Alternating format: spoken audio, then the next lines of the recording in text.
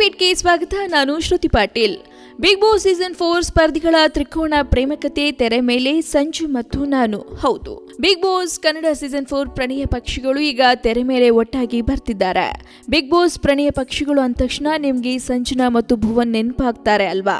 ಆದ್ರೆ ಇಲ್ಲಿ ಒಟ್ಟಾಗ್ತಿರೋದು ಸಂಜನಾ ಮತ್ತು ಒಳ್ಳೆ ಹುಡುಗ ಪ್ರಥಮ್. ಇವರಿಬ್ಬರ ಬಿಗ್ ಬಾಸ್ ಲವ್ ಸ್ಟೋರಿ ಈಗ ತೆರೆ ಮೇಲೆ ಮೂಡಲಿದೆ. ಇದರಲ್ಲಿ ಟ್ವಿಸ್ಟ್ ಏನ್ ಗೊತ್ತಾ? ಸಂಜನಾ ಮತ್ತು ಪ್ರಥಮ್ ಇಬ್ಬರು ಇದ್ಮೇಲೆ ಮತ್ತೊಬ್ರು ಬರ್ಲೇಬೇಕಲ್ವಾ? ಎಸ್, ನಿಮ್ಮ ಊಹೆ ನಿಜ. ಈ ಚಿತ್ರಕಥೆಯಲ್ಲಿ ಲವರ್ ಬಾಯ್ ಇಮೇಜ್ ಹೊಂದಿರುವ ಭುವನ್ ಪೊನ್ನಪ್ಪ ಕೂಡ ಇರಲಿದ್ದಾರೆ. ಏನಿದು ಸಂಜನಾ, ಪ್ರಥಮ್, ಭುವನ್ ಮೂವರು ಒಂದೇ ತೆರೆಯಲ್ಲಿ ಅಂತ ಶಾಕ್ ಆಗ್ಬೇಡಿ, ಇದು ನಿಜ.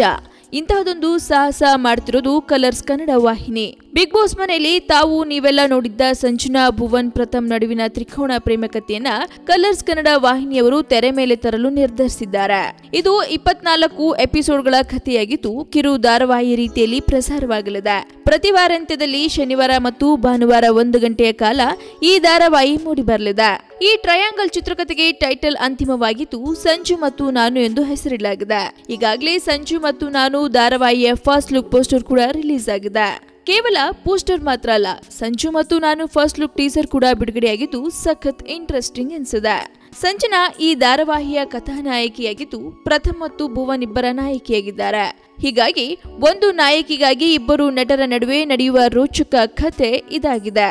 ವಿಶೇಷ ಅಂದ್ರೆ ಈ 3 ಪಾತ್ರಗಳನ್ನ ಸ್ವತಃ ಪ್ರಥಮ್, ಸಂಜನಾ ಮತ್ತು ಭುವನ್ ನಿರ್ವಹಿಸಲಿದ್ದಾರೆ. ಸದ್ಯ ಪೋಸ್ಟರ್ ಮತ್ತು ಟೀಸರ್ ಮೂಲಕ ಕುತೂಹಲ ಮೂಡಿಸಿರುವ ಸಂಜು ಮತ್ತು ನಾನು ಆದಷ್ಟು ಬೇಗ ಕಿರುತೆರೆಯಲ್ಲಿ ಮೂಡಿಬರಲಿದೆ.